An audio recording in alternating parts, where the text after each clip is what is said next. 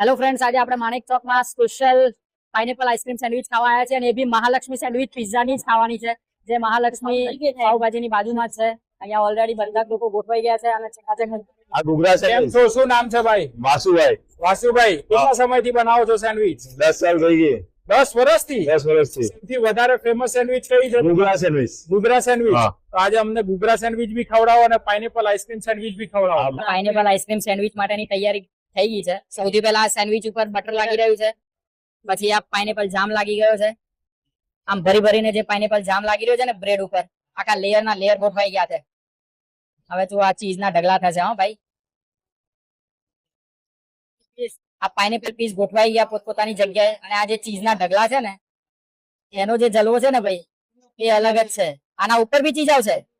શું વાત કરો છો યાર. હવે જો આઈસ્ક્રીમ નું લેયર ગોઠવાઈ ગયું છે, આ બ્રેડ અને આઈસ્ક્રીમ નો સંગમ, અને પછી આ જોઈ લો આ સરસ મજાનું જે કટિંગ છે ને ભાઈ નું, અલગ જ લેવલ નું યાર કોમ્બિનેશન છે ને આમ મજા જ આવે, લેઝટ જ આવે યાર.